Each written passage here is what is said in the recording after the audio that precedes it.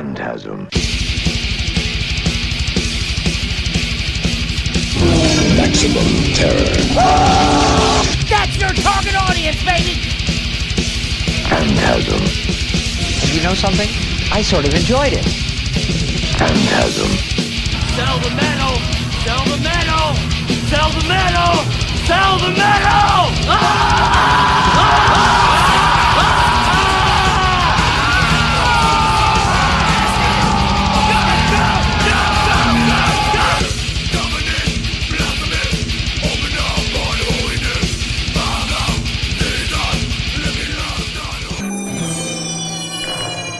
Phantasm. What the fuck is up, and welcome to the Phantasm Podcast. I'm Corey Gorechrist. With me, Dr. Vincent West. Or Reverend West, as we figured out last time when we watched Poltergeist. Yes, he's now Dr. Reverend West, MD. It's a tongue twister. It is. No, it's silliness. How are you, sir? I'm good. We're here with our good old streaming friends at Tubi. And, Doctor, what film do we have as we see the one and only Christopher Lee on the screen here? We are watching Howling II, Your Sister is a Werewolf. Party time! Ow!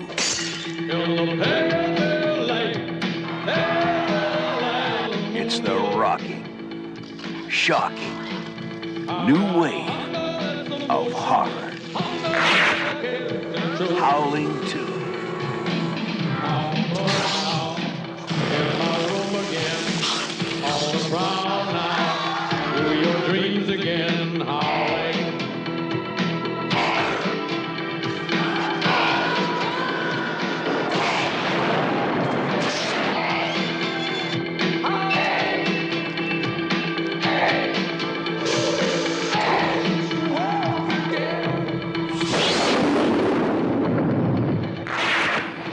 Howling II. It's not over yet. With Sybil Danning and Christopher Lee. And Reb Brown, that used to play Captain America when I was small. That's awesome. I didn't know that he was in this. 1985. I love this movie. It's really good. I'm assuming this is the Scream Factory print of this. Well, that's at print, so Yeah. who knows whose print this is. Right. Usually that's what Tubi puts on here because they have all their stuff. Well, They probably got the master from them, I bet. Yeah. So, But they lost a lot of... So when MGM got bought, absorbed by Amazon, I think it was weird because Sony had a lot of the MGM catalog, and I think that's what knocked out a lot of Scream Factory, like Blu-rays, out of print. Because you're seeing a lot of stuff get reissued in 4K, like Return of the Living Dead and right. I'm trying to think of another MGM they reissued, Red Dawn, Shout Select, but still same flavor. So I think Amazon's cool about physical media, so them and Scream Factory together are partnered up pretty well. But unfortunately, this movie was a casualty because the Blu-ray I have of this is worth about $100. Damn. Which I got at FYE with you when they were going out of business. I remember that. When I was up visiting you in 2016 or 17. Correct. But yeah, I love this movie. It's a good print of it too. I can already tell this looks like the Blu-ray print I have. Not 4K, but definitely 2K. Good print of it. Yeah, yeah. It's a good restoration. But yeah, I love this movie. This movie's really campy. And honestly, the first and second Howling movies are really the only good ones. I agree, yeah. Anything after that, as much as I hate to say it, it's a little too B horror for me. I just can't. Yeah. Just can't do it. And this movie's really campy too, but this movie's also just a lot of fun. It is fun. So I guess it's I saw it at a drive-in with my uncle. And I'm pretty sure you can see Sybil Danning's tits in it. Most likely if it's a Howling Future movie. Mr. Skinless. There's like a werewolf orgy that happens in this movie. Yep. Spoiler alert on that. You can see Werewolf orgy. So, Yep. yeah. If you guys aren't watching this and following along with us on your streaming apps or your home media, be sure to follow along so you don't feel like that's a fun little medium for you to listen to us talk over the film while you watch it as well. So be prepared for some nudies and some werewolf orgies. That's a good way to. Or you can hear about a movie you've never seen or you have seen while you're at work, listening to it in the privacy of your ears on your earbuds. Exactly. So I guess a little synopsis for you. A man discovers that his sister was a werewolf and helps an investigator track down a gang of monsters through the United States and Eastern Europe. And right now they are in Los Angeles. So we'll see where this movie goes. America. Yeah, America. So we'll see here. We'll do some little. Okay, did I say it that way? No, I didn't. Just a little trivia stuff. There's not really any on this movie. There's very little about the stuff on here. I think it's all just in one paragraph, even though there's a bunch of stuff. Okay, here we go. Oh, no, never mind. There's like a lot of shit.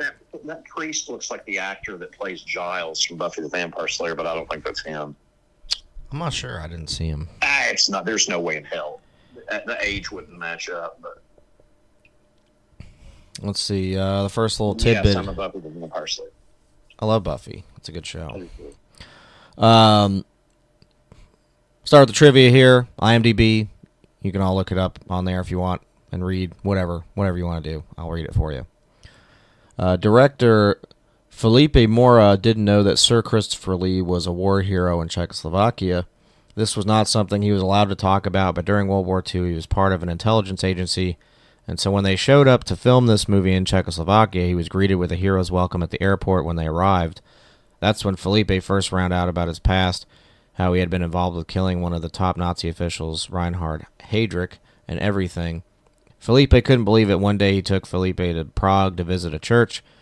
He remembers Sir Christopher Lee saying, "Dear boy, please come with me and let me tell you about what I've seen."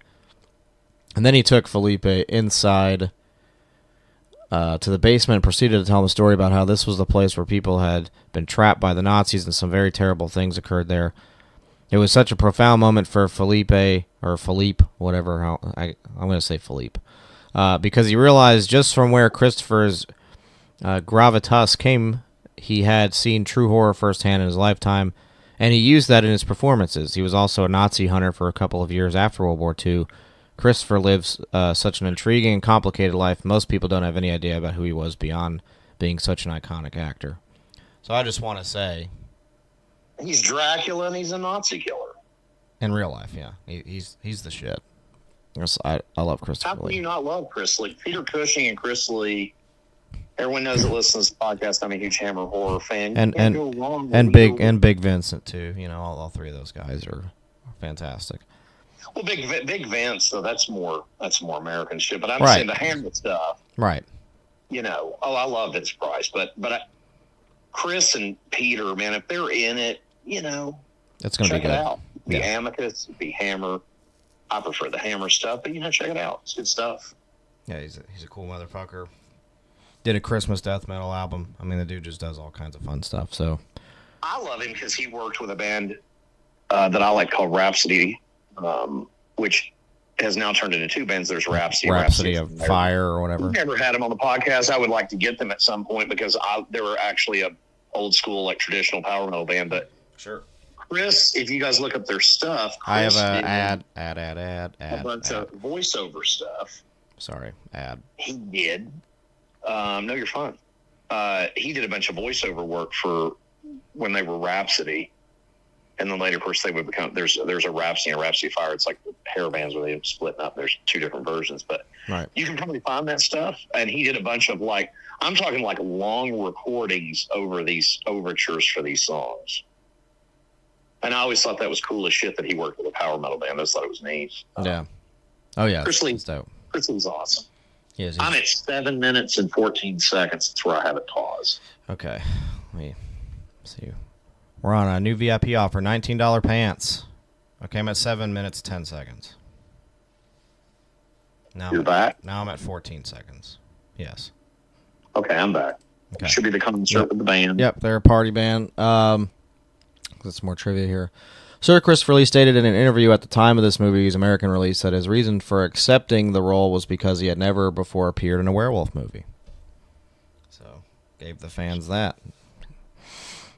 Sybil Danning was tired of having to go topless or nude so often in her movies and wanted to remain clothed for this one. The producers disagreed, but in the end, a compromise was reached where Danning would do a single topless shot. She was very angry on watching the finished film to find that the ending credits featured this shot no less than 17 times. That's pretty awful. The reason behind Sybil Danning wearing sunglasses was because she arrived on set one day and said she was not sure what to do because she had conjunctivitis. So director Philippe Mora said, "Here, wear these sunglasses." She protested because the scene was indoors, and Philippe told her, "Sybil, you're the queen of the werewolves. You can wear whatever damn well like, except for clothes." He didn't say that part. I'm saying that.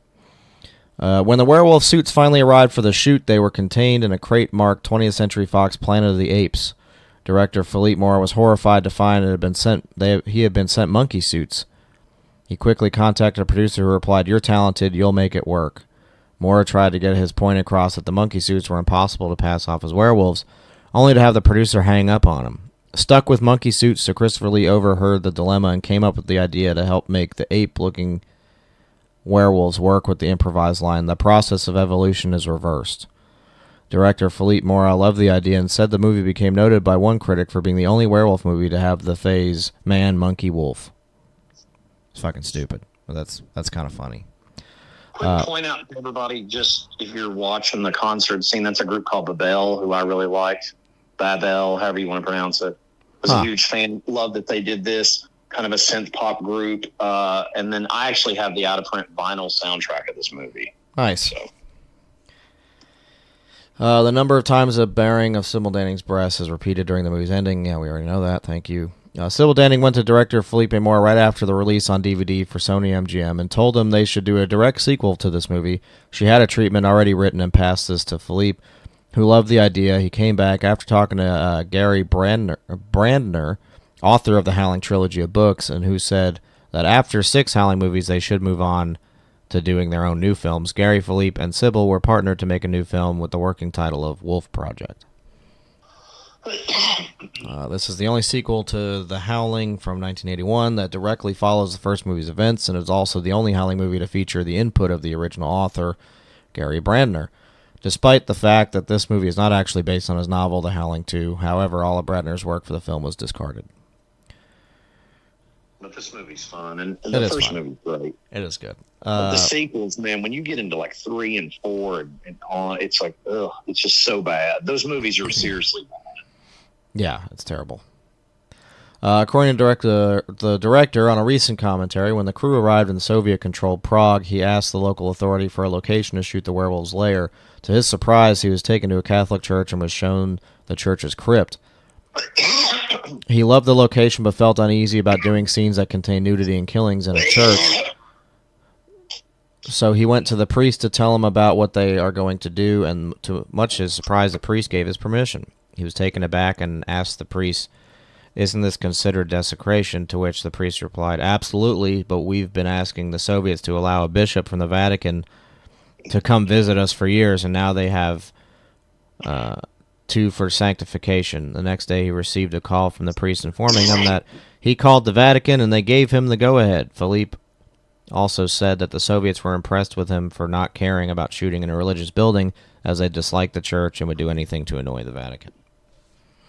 Very interesting political standing in this movie, too. Yes, it is. Director Philippe said that Sir Christopher Lee felt that Reb Brown and Annie McEnroe were so bad in their roles that Lee was often offset frequently in a way as if he were wishing himself away from being in this movie. Ooh. The first draft by the author, Gary Brandner. Ooh, there's some good severed hand action there. The first draft was closer to his book, The Howling II, according to director Joe Dante. The original script by Brandner also featured on the first page the woman walking her dog named Dante, showcasing the author's dislike toward the director after he publicly criticized the 1977 novel The Howling, claiming that The Howling was an improvement over the book. Which it may have been. Yeah, we already got some good werewolf action here. Sybil Danning is not looking very attractive right now. No. She looks like a genital wart. Joe Dante, director of the first Howling, was never offered a chance to direct this movie. The rights to the book, The Howling II, was owned by one of the producers and by Gary Bradner. The author of the book, Bradner, who was not a huge fan of Dante at the time, was not likely to consider him making the sequel after displeasure with the director loosely adapting the first Howling novel. Jesus Christ. The movie goes 0 to 100 real quick. Love it. And there's the ape suit. Looks a little convincing so far. Yeah, she looks disgusting. Oh, love. Not a fan of that. There were plans to have the character Marcia Quist from The Howling return in this movie. However, Elizabeth Brooks did not want to do this, according to rumors that she had been just diagnosed with brain cancer. It's very sad. Or, according to another account, she was not too thrilled with her nude scene in the first movie. According to one website, director Joe Dante assured her she would be pretty much concealed by the fires and the miracles of trick photography. However, she was quite rather surprised to see herself in living color in that shot. Needless to say, she was not happy, so Marcia Quist was replaced with the character Mariana, played by Marcia A. Hurst. So, even replaced her with another Marcia. That's fucked up. Gary Bradner is the author of the Howling novels, co-wrote the screenplay for this movie. However, when he left the project to meet a publishing deadline, all of his work was discarded by Robert Sarno, who took his own unproduced script about vampires, replaced them with werewolves, and turned it in. Pretty fucked up stuff in this movie. Are they sitting on a couch talking to Chris Lee standing? Yes. Perfect.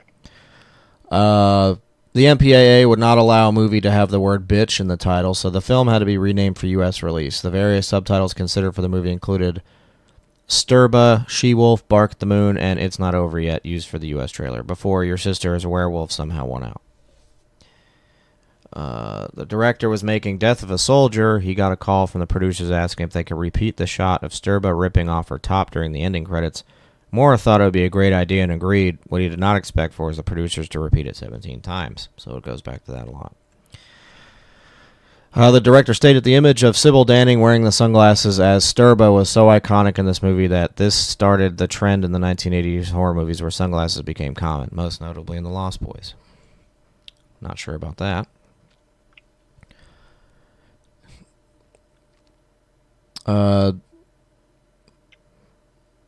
Shooting in the then controlled Soviet-controlled Prague and Czechoslovakia. The director's government-assigned assistant director knew nothing of filmmaking. Mora had to literally import trash from America to clutter the clean communist streets. When a local casting call went out looking for punks, 1,000 individuals arrived, resulting in the local authorities calling in both the police and military. Moore was advised by an army colonel, you can finish shooting the scene, but they will have to leave in groups of no more than 3. The constant changes the producer wanted on the script was the reason why Gary Bradner had to quit being the writer for this movie. It was taking up so much time to change the locations from the original setting in the book to Spain and then to Yugoslavia that the deadline on his book contract was approaching. After he left to finish his book, Robert Sarno was hired and subsequently threw out everything he had written. We already read about that. The horror movie was inspired by new wave eroticism, according to the director. I love these like werewolves on TV right now. It's actually pretty funny. The film was released 6 years after its source novel, upon which it was only very loosely based on, had been first published in 1979. The Howling II film is largely unrelated to the novel, though it does introduce Eastern Europe customs and Romani into its werewolf mythology like the book.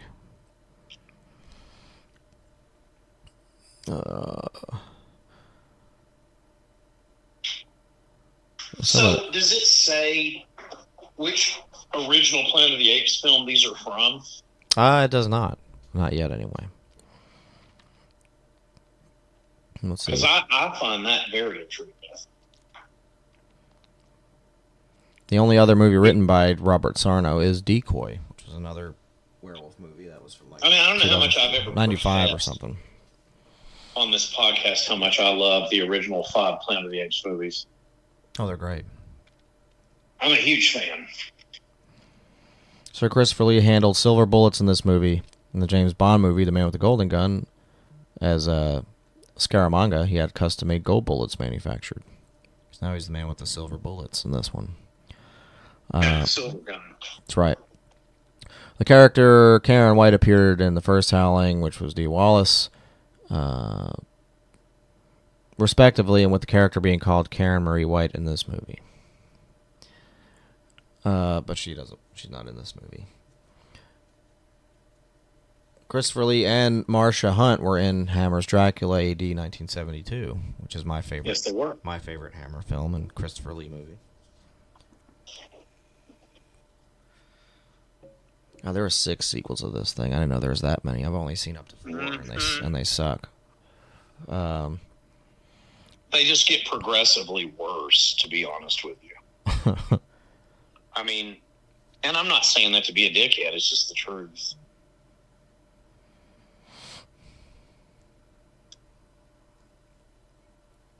Now, Christopher Lee and Red Brown appeared in Captain America 2.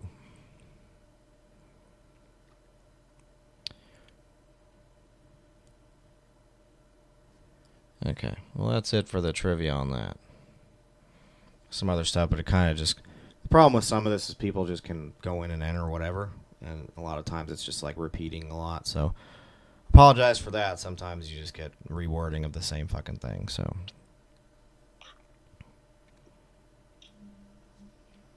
I'll check out some other stuff, though. Let's see.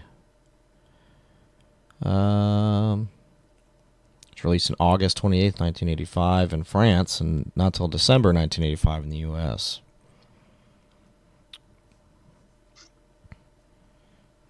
Let's see. Trying to get some numbers here. Get that Bloody Mary on there, Captain America. He does. He's got a tall glass of it. That's the way to do it there, Cap. He was actually a great Captain America, in my opinion. He was good.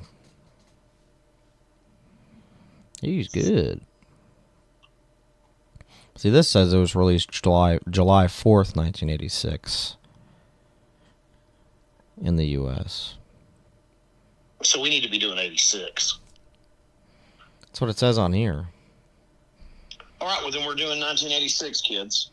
But it says 1985 was when it was released overseas first. So I don't know. Well, you know what? We have more overseas listeners. I think we should stick with 85. I do too. I think we should do 85. I've got a break in 2, 1 now. I'm paused. Oh, as soon as I paused it, it broke on me too. Okay. I guess we're both on an ad. Thing with Tubi, folks. It's free, but there's ads.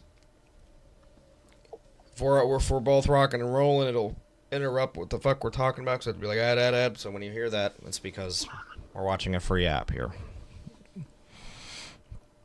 Yeah, you gotta how to just. And we're over the phone. We can't see each other's screen. We're not on a fucking All right, if he's video call like half these jackasses that do interviews like I do, and they want to film the goddamn interview and put it on. Yeah, it's like we're a podcast. We're not a video podcast, and he's in Florida. You want me to pause it? Yeah, pause it. I'm about to be back. I'm back right now. 2015. We need to sync up at 2015. Are you paused? I am. He's like holding the bullets. 2015. Just tell me when to go. We're right now. Okay. He's holding the bullets. The original HBO Thorn tape release is dark and unwatchable as well as cut. The cable version is bright and clear and features European folk music over the formerly silent end credits, but cut. The Republic Lemire tape release is bright and clear, almost too bright in some suspense scenes. It was the longest version in existence until the release of the MGM DVD, which is not only uncut and widescreen, but is bright, clear, and watchable. The Republic Lemire tape bears the retitling Howling II Sturba, Werewolf Bitch, while the DVD and the other VHS versions are still titled Howling II, Your Sister is a Werewolf. You dated that Werewolf Bitch. I've dated a couple werewolf bitches. It happens, and that's why he has Dr. West. Just like the late great Christopher Lee, I hunt them down and kill them for him. He does. In the dead of With my night. silver bullets. Yep, in the dead of night. Or the brightness of day. That's right. Wherever you I'll find kill them. in human form. You'll kill them where you find them. And then I leave them where I find them. Yep, you leave them where you find them. I guess we can do some goofs here. Those are always fun. When Christopher Lee reads from the book of Revelation, his Bible is open near the middle, but this book is the last book of the Bible. Visually, it probably wouldn't have looked as good if the book was open to the end. Plus, balancing it in his hand with all the weight on the one side would have been difficult. It's just stuff that, it's obvious that you just make do and understand what they're trying to do, The rifle that Ben was given by Stefan in the church, Stefan tells him that it belonged to Vasil, appears in the following forest scenes to be the exact same rifle Ben was carrying to the cemetery in L.A. earlier in the movie. Ben starts driving the car after Stefan stabs the woman lying in the road, not having been shown to have removed the body from the road. However, he appears to drive straight ahead instead of steering around the body. I would have done the same thing. During the scene when Vasil eliminates the sentry, Ben is talking to Vasil in a normal voice. However, considering they were close enough to the sentry that Vasil, a dwarf, was able to successfully dispatch him by the way of throwing a knife into his chest, the sentry ought to have heard Ben's undampened speech. There's just a little nitpicky stuff here, but also fun. I don't see, budget stuff on here. I was wanting to see. You might want to try Wikipedia. I did. It didn't say it. Usually that lists it too, but there's Weird. there's no budget for this that I'm seeing. I wouldn't try to step out. Oh, you're good. Yeah, that's why I'm bouncing around trying to look for this. Here's my problem with internet movie database when you're looking up stuff. I'm going to give you kids a really good example of how dorky I am. I've been really into the show Wings recently from my childhood. 90s show about these Boston airplane pilots on this island. And in the show, the chick that plays Ron Swanson's, it's his wife in real life, the actor, but she plays Tammy on Parks and Recreation. She was in a fucking episode of Wings I was watching. Interesting. And I knew it was her, right? Go to IMDb, nothing about it. Started digging a little deeper on the internet, it was her. Nice. So sometimes you've got to really dig if you're wanting some obscure shit. Yeah, you just have to travel through the portals of the fucking internet. Yeah, exactly. I knew it was her. But yeah, I know that's completely random. That story has nothing to do with what we're talking about, but it was inaccurate is what I'm saying. So don't always expect the internet to have concrete proof of something. You always research it. Yeah, have a bunch of sources, not just one, Especially on actors. I find that a lot of times they miss stuff, so. Oh, yeah. I want to know what fucking Planet of the Apes movie they got these suits from. I don't know. I'd say it's probably the most recent if they just handed it over to them. Well, the most recent would have been 70s, so it would have been Battle for the Planet of the Apes, which I think is 19... Shit, let me look it up. They do look crazy. I think that one's 78 or 79. Yeah, I think you're right.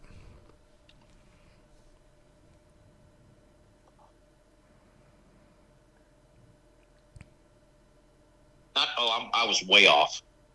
It is 1973. Oh, wow. So, way off there, kids. But great movie. But that means that those fucking suits are over fucking 10 years old. Yeah. Oh, another fun fact, that guy laying there that he's about to fucking impale, when he was first changing, he looked like a fucking anus with warts. Yeah, they're very warty looking. He was just anal wart face. They're very anal warty. So that is known as werewolves. old anal wart face. And werewarts. Don't sleep with a werewolf who get werewarts in your anus, even if you didn't have any anal contact. Rectal contact. 'Cause, yeah, they do look very warty in this movie. Not bad. Oh no, I'm talking before he changed. There was a quick snippet of him, Ooh, and he was Captain Wart Anus. Those hairs and shit. That's gross. Now he's just a regular old guy. He looks like fucking somebody that's on a fucking coffee ad. He's like, come get your fresh morning coffee. He looked like the Dos Equis guy. Yeah, kind of. The most interesting man in the world is Right. a dead werewolf. Sorry about it, dude. I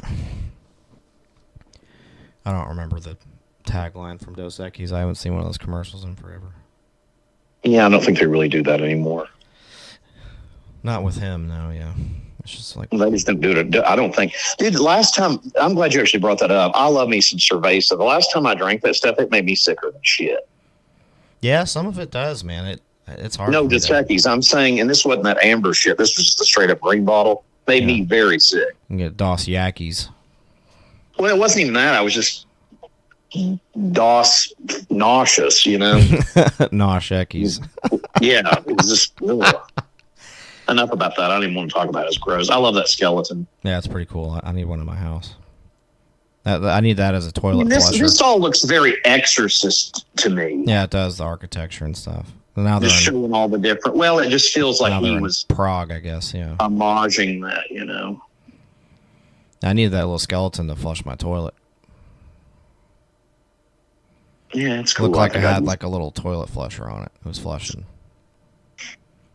Like, all right, I'm done. It's like... It's the Halloween Tom Brady. Damn right it is. It flushes the toilet. Flush the toilet. We got a nice little train here. So I would like to go to Prague. It looks pretty nice. Now you see her bearing her titties already. See, here's my thing with foreign travel. If I had a guide with us that like worked for you and me and was getting paid, sure, I wouldn't just go there by myself. By us, but no, hear me out. And he knows where to go, where to hang out, what's safe, what's good to do, where to spend money, where to buy shit, where to do this, where this safe, whatever, et cetera, et cetera, et cetera. Right. And as long as it wasn't during the winter, in that country, then I would be very interested in going there in like warm 70, 80 degree weather like this looks like and chilling. Oh, yeah. However, I have zero interest in going there, just me and Mr. Corey Gorechrist here on a some kind of bastard adventure with no funds, and we end up like fucking Corey gets killed on the moors, I become a fucking werewolf, he haunts me the whole time till he rots, and then I fucking end up getting shot, and it's like, I love you. Well, I'm dead. You know, you don't want to just blue moon, you know, it turns into my whole. You can't go in blind to a foreign country. You gotta have a lot of planning. That was American Werewolf in London. If you kids didn't pick up on that. Corey knew what it was. Yes, but anyway, it's the truth. I get killed by Nazi werewolves and whatever. But I'm just saying that I would rather not do it unless we had the finance. Sure. Like literally have an old school guide with you that we're paying to basically get our hotels, speak the language, get us around, introduce us, you know. Yeah, absolutely. And get us around wherever we needed to navigate through, especially if we were going in like, I don't know, meeting with people or whatever. Like, you know, someone to handle to hold us down while we were traveling. Sure. I would love it. I would love to see and travel all over. However, that would require everything that I'm talking about, not only the guide, but we would also need a ton of bread. That way we got somebody holding us down while we're traveling. Absolutely. Because I don't fuck around with food, sleep, you know, toiletries, etc. I need to have some comforts at home. Don't mind it being a little archaic or even maybe more modern than back home. But I want somebody there with some, you know, fast cash to watch our back, you know? Sure. Yeah, I'm with you on that. And I'm into this sex dungeon. Yeah, it's nice. Not that creepy old lady, but everything else about it, yeah. No, but I'm into I saw some chicks in leather, some skirts in leather, you know? Werewolves know how to party, yeah.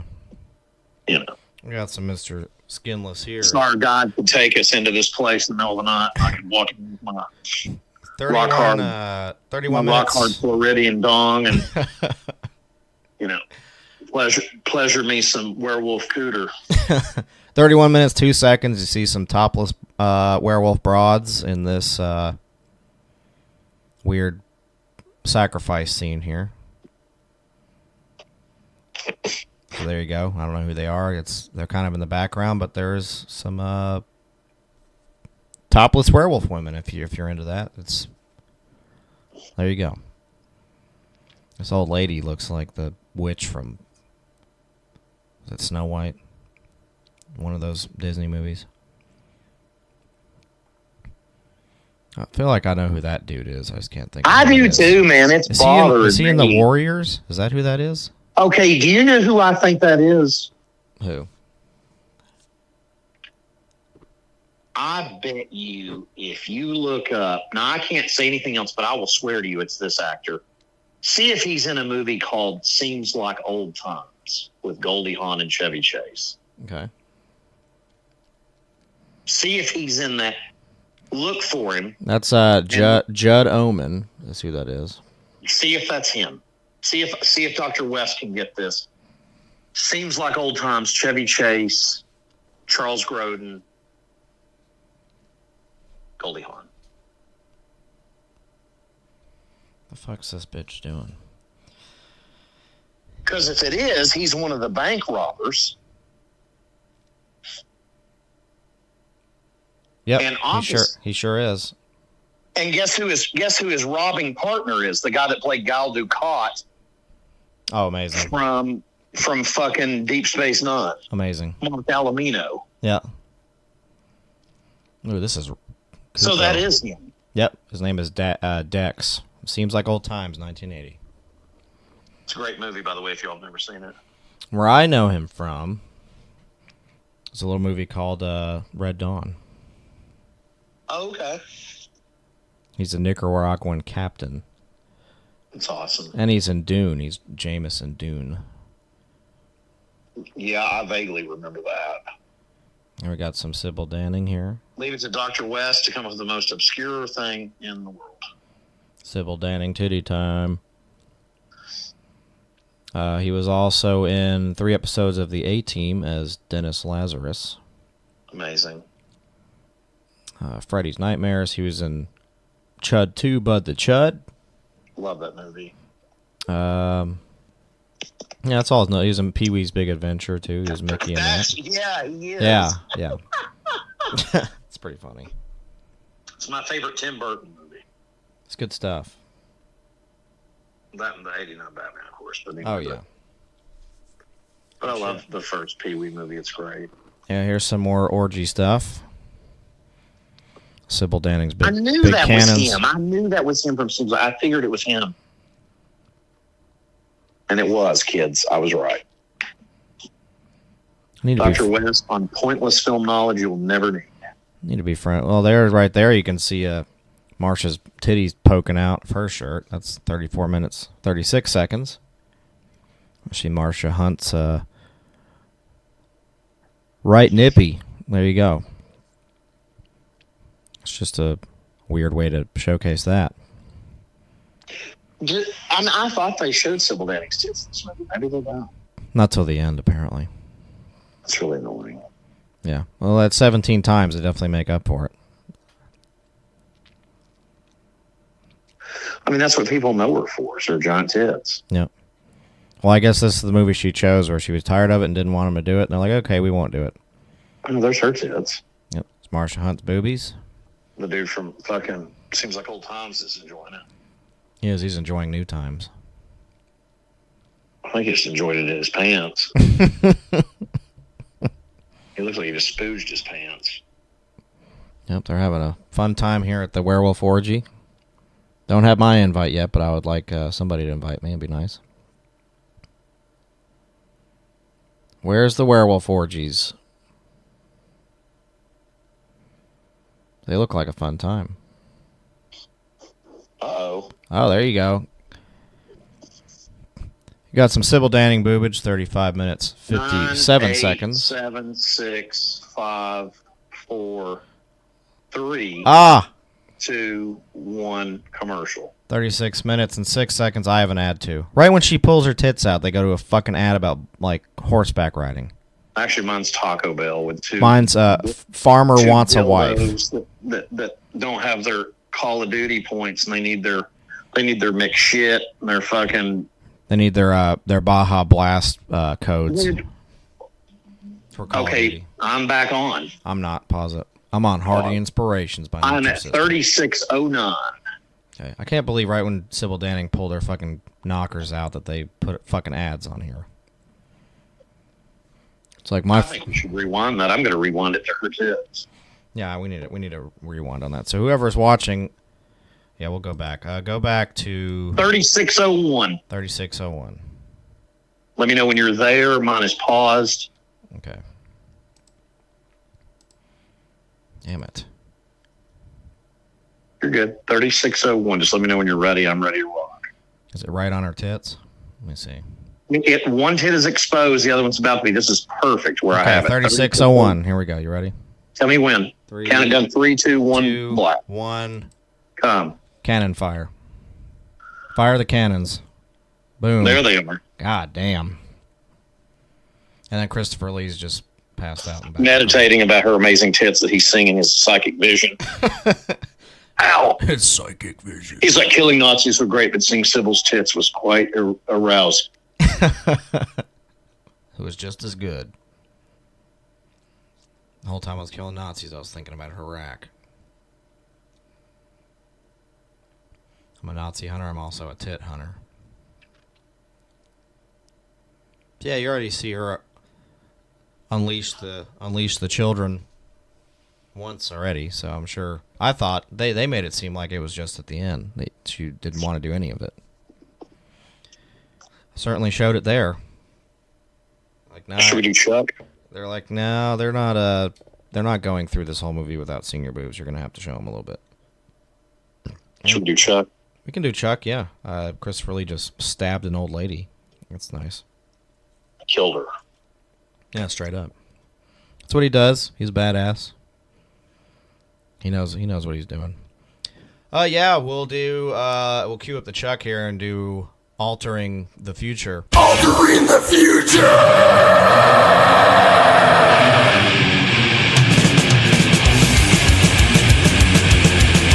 So this is 1986, so we'll take you back to 1986 and share what other movies were out in 1986 the same year, as well as the music, which the Doctor will cover that. And, we do it all the fucking time, but we'll just go over the same shit. 1986. I'll just go through the big ones here. You got Stand By Me. You got Highlander. Labyrinth, Little Shop of Horrors. Aliens. Crossroads. That's that blues movie with Ralph Macchio. It's actually a good movie. Top Gun. Which one? Crossroads? Yeah, Crossroads. Yeah, I like that movie. Top Gun. Ferris Bueller's Day Off. Wait, are we doing 85 or 86? 86. I thought you said we were doing 85. Oh, I guess we are. Well, those are from 86. This came out. I'll do a couple of these for 86. And we'll go back and do So 85. I'm sticking with 85 because you said we did the foreign 85. That's true, you're right. And now they're actually werewolf fucking. While Sybil Danning's in werewolf mode, flicking her bean. It's kind of disturbing. I'll name off the other good ones from 86, just this since I'm already on it. Maximum Overdrive, Cobra, Platoon, Raw Deal,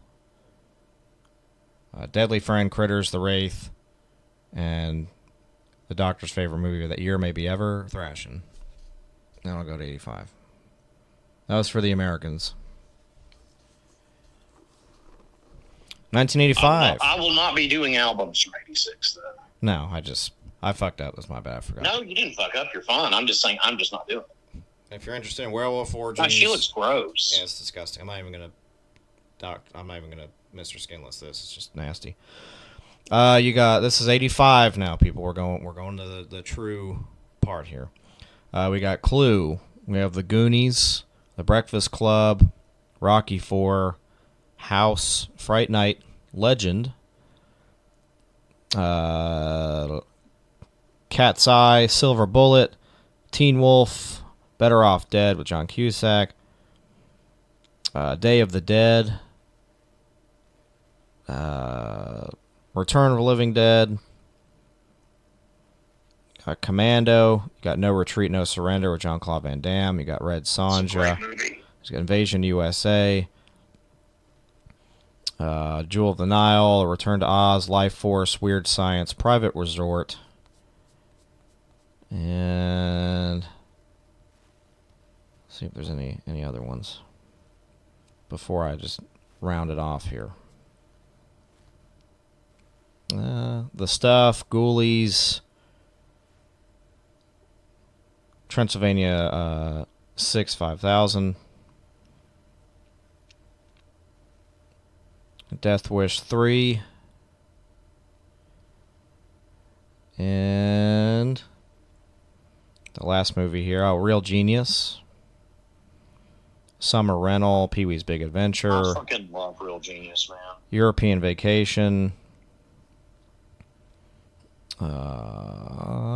Fletch. And let's go to the last one here to round it out for the doctor here. Back to the Future.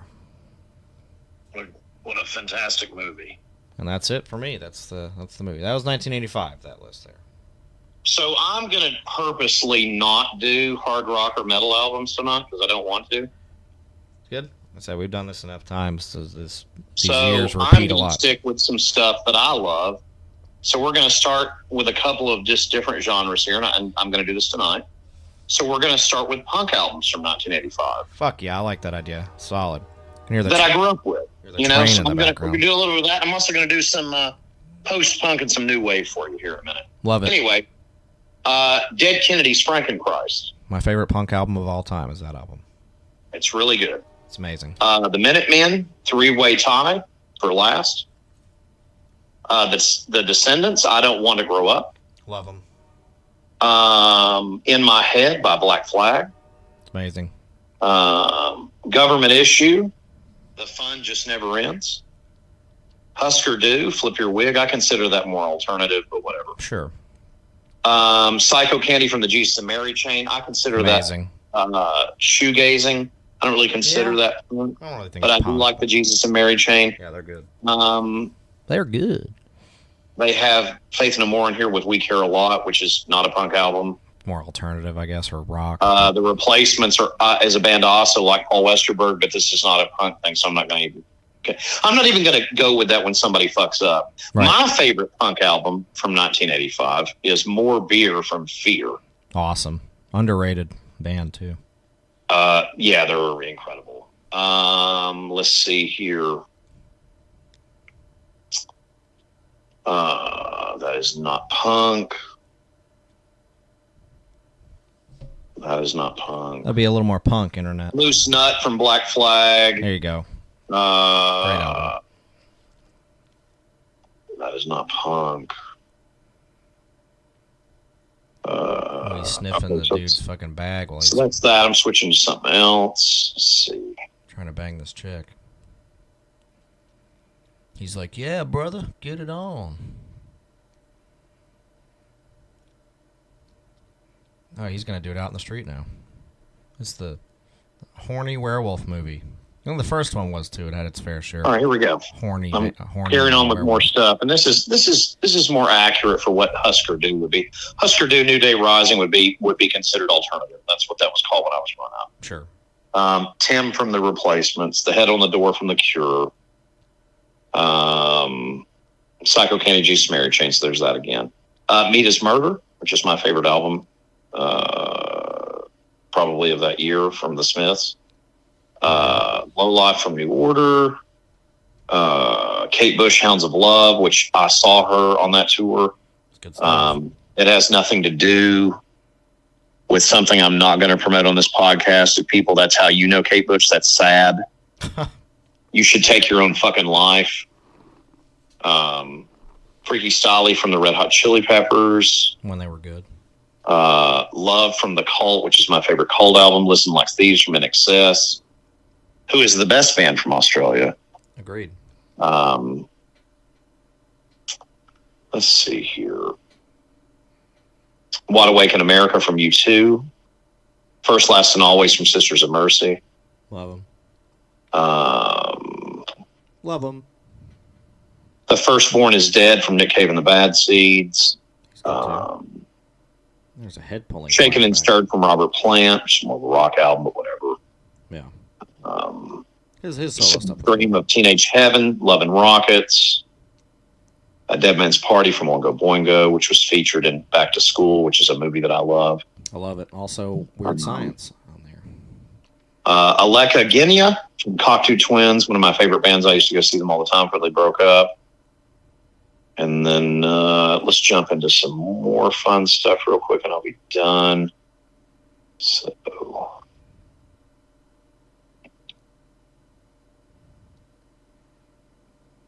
see more Christopher Lee's old violent flashbacks. Those are okay. Here's some more stuff. Songs from the Big Chair from Tears for Fears. Hunting High and Low from Aha. Little Creatures from Talking Heads. Be Yourself Tonight from Eurythmics. Love the Eurythmics. Welcome to the Real World from Mr. Mister, which I loved that record. I had that thing when it was brand fucking new. Play Deep from The Outfield, which is like their most popular record because of that. Phantasmagoria from The Damned. Nice. It was along with this podcast. Let's see here. How to Be a Zillionaire from ABC. Rum Sodomy and the Lash from the Pogues. Oh, this is like me going through my cassette collection when I was fourth grade. Simple Minds, Once Upon a Time. Simple Minds is a great band. That's good, yeah. Boys and Girls from Brian Ferry. Brian Ferry, from one of my favorite bands. He's one of my favorite vocalists. I missed them last year because I didn't know they were goddamn touring when they got back together, which makes me want to fucking puke. If you all don't know who I'm referring to, then you don't know who Brian Ferry is, and I won't bore you with it. What is Brian Ferry? You don't know where he's from? I can't think of it right now. No. Yeah, he's the famous vocalist for arguably my favorite British band, other than the Smiths, and had a little song called "More Than This" that I like a whole lot. That I made you listen to when we were driving to Florida.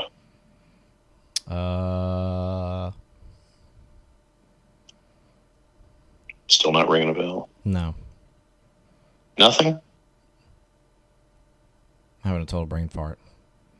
No, you're totally good. I'm very sick that I missed the tour, but Brian is a fucking genius. Makes me sick to my goddamn stomach.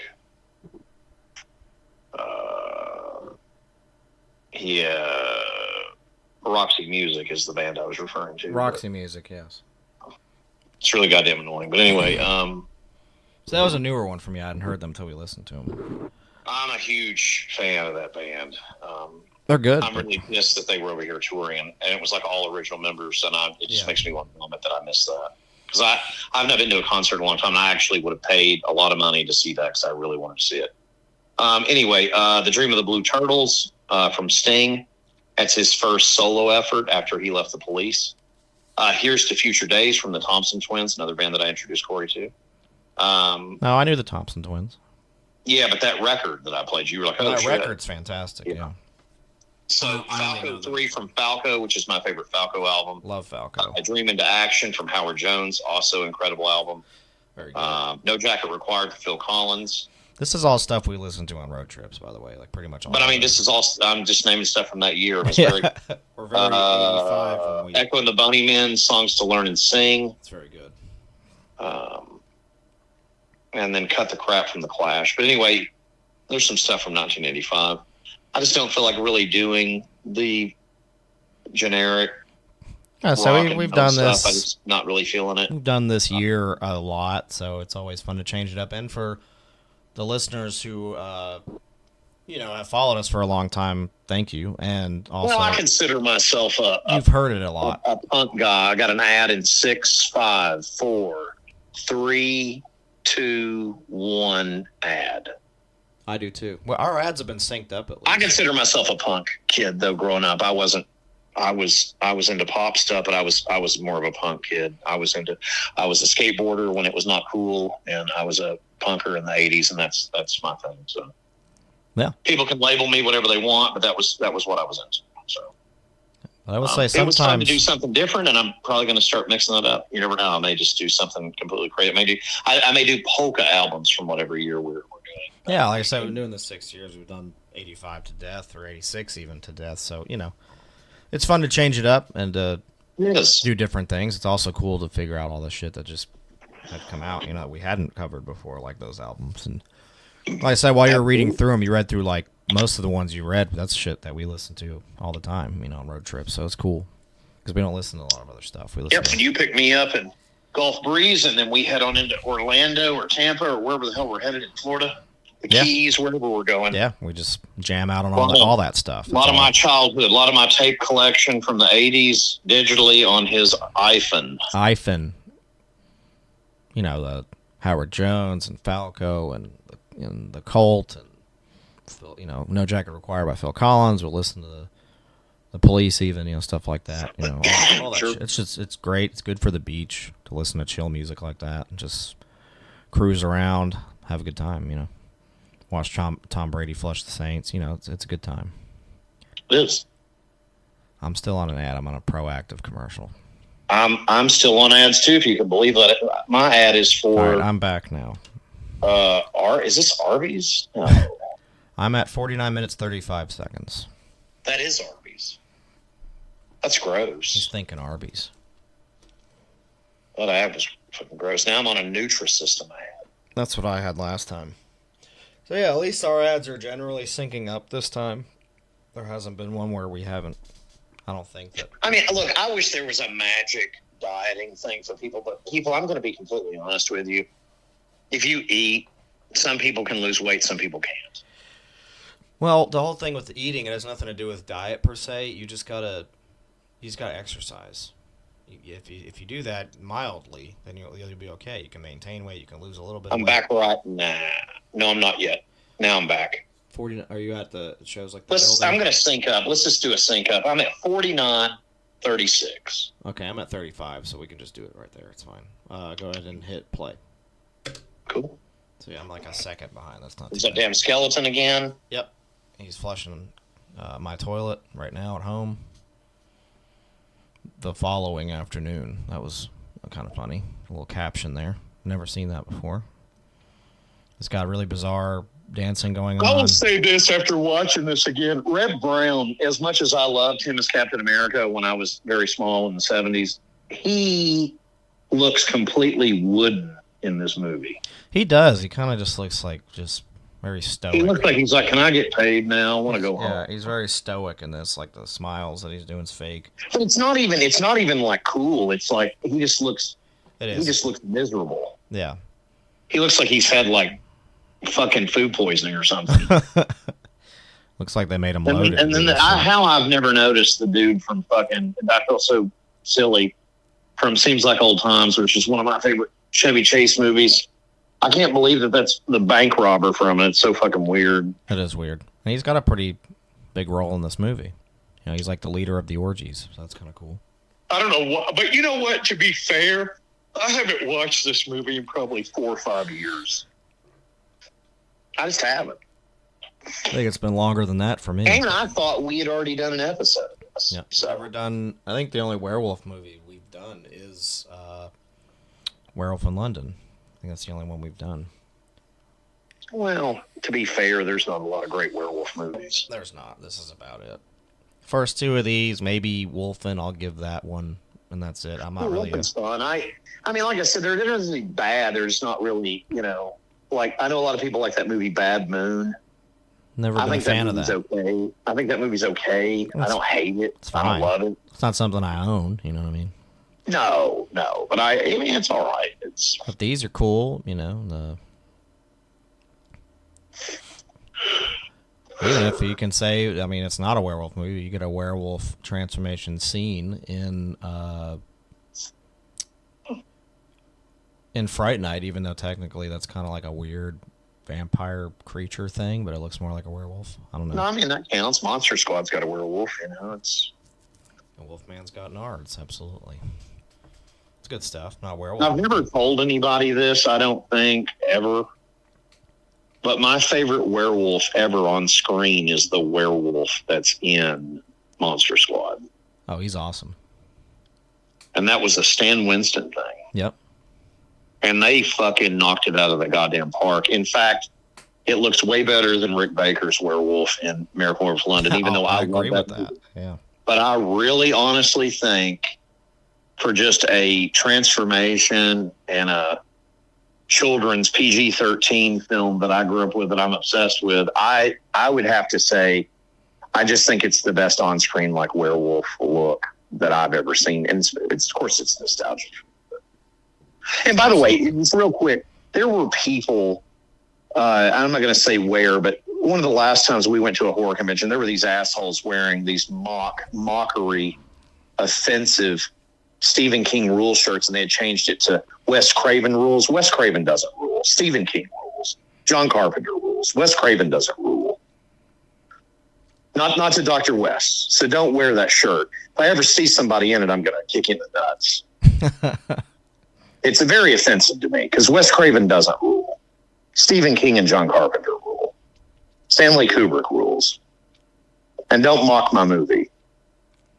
You know, especially when your hero does a bunch of movies that mock my genre. So everyone gives Wes Craven credit for stuff he never did. Like I've never understood that. And you know, I'm sorry that he's dead and everything, but it's like a lot of the stuff he did, I think is dog shit. If I've never said that on the podcast, I feel really good. And Corey, just let you know, this is not an edit moment. I'm just being honest. I do not like a lot of his movies. I think he's overrated as shit. Yeah, I'm not really a big fan of his movies. He's only got like maybe count on you one like hand. The stuff that you do, and a lot of people do because of an age thing, and that's totally cool, and I'm fine with that. But if you're my age, a lot of that stuff is dog shit, and it does not translate well, and it feels more like a cash grab to me. So when people call him a master of horror, it's like when people say it about David Cronenberg. I'm sorry, but I'm going to have to pass on that as well. I'm going to have to do like Tom Brady, and I'm going to have to pass. Yeah, I'm not really a fan of Cronenberg. I'm just not. I think his stuff is all shock value. It's all body horror. I'm not into that. Sorry. Doesn't interest me. You know, but I've never understood people really just banging this gong about Wes Craven. It's like, I'm sorry, I can't take that journey with you. If people like him, that's fine. But to me, he doesn't hold a fucking candle to Carpenter. It ain't even close. Oh, Ain't even Carpenter's way close. more consistent. Well, he's just better at what he does. His movies are better. He composes the music. I mean, he's just got a lot of things his going. fucking actors are better. The script's better. It's just better. It's better shit. And he can do something Like I said, Assault on Precinct 13 or Big Trouble. Wes's stuff. I Wes mean, didn't really have that ability, you know. To I've got to go, and I've never said this on this podcast, but I'm going to just tell people the reality. If you ask Dr. West, so Wes Craven gets mentioned in this Masters of Horror thing. You're not Tobe Hooper, who I love. You're not John Carpenter, who I love. You're not Stephen King, who I love. And you know who else you're not? You're not Sean S. Cunningham, who I love. no. Because the Friday the 13th stuff, kids, it's not overrated. It's amazing. It's way better. And than you're a shit. slasher guy like me and CG here. Oh yeah. Then Sean Cunningham, I love him. Sean Cunningham is a master of horror. I agree. So that's the update on that. Wes Craven, very good guy, did some really cool films. I like some of his stuff. Do I think the majority of his stuff, and believe it or not, Mr. Gorkreis, I am not talking about some of his stuff that you probably think I'm talking about right now. I'm just saying in general, a lot of his stuff, when I was growing up, I just was like, you know, like we were on the phone the other day, Corey and I were, and he was mentioning that they're putting People Under the Stairs in 4K. That movie's okay. I'm not really been a fan of that. I have a funny story I about may that. buy that just because it's just kind of a weird, like 90s kind of late 80s, early 90s kind of thing. It's like a vibe to it. But I mean, I hate that he's dead because I think he's an interesting filmmaker, but I would not call him a master of horror. Right. I'm just not going to do that. I'm just not. And people can say what they want about Friday the 13th, 1 through 8. Minus 6, I love them all. Yeah. And 6 is fun in its own right, but it's the worst to me. Yeah.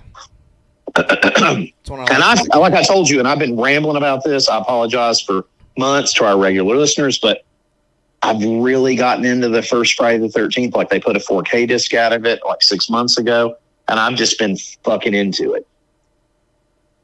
It's got a death curse. I'm just into it. Yeah, it's a classic movie. It's great. It's a good early slasher. It's just slasher, Savini gore. It's good. It's good. It's good. It's great. It's fun. It's got a lot of energy. It's fun. I love the rain in it. Kevin Bacon gets killed in it because I don't really care for him. It's fun. It is. It's good. Kevin Bacon is an actor I've never liked.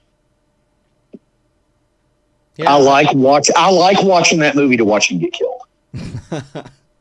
I don't like him in anything. There's not one fucking thing he's ever done that I like. All these people are like, oh man, he was in that Guardian special. Yeah, and I want him to get killed in it by fucking Pamela Voorhees. Can't deal with it. I don't like him. I don't like him in anything. I have never liked him in any fucking thing. You mentioned a movie last night to me, Stir of Echoes. He's pretty good in that. That's his best movie, in my opinion. But a lot of stuff, man, I can't deal with him. Like Footloose, I think that movie sucks. That's another one where they're probably getting ready to do a sequel with him in it, and everybody's talking like, it's the best movie I've ever seen. Like they did that Top Gun Maverick movie, and I'm going to be like, what are you talking about? How do you even watch the first one? This is a cash grab. Oh, that's right. I forgot they already remade Footloose, and it made a lot of money. But the point I'm trying to make is that, the word master of horror, I'm sorry, I don't consider Eli Roth, who's all over AMC every year during the Halloween, a master of horror. I think you're a master of running your mouth. Yeah. You're not a master of horror. You want to hear what's funny? Did you know on those Eli Roth things, they never have Carpenter on those?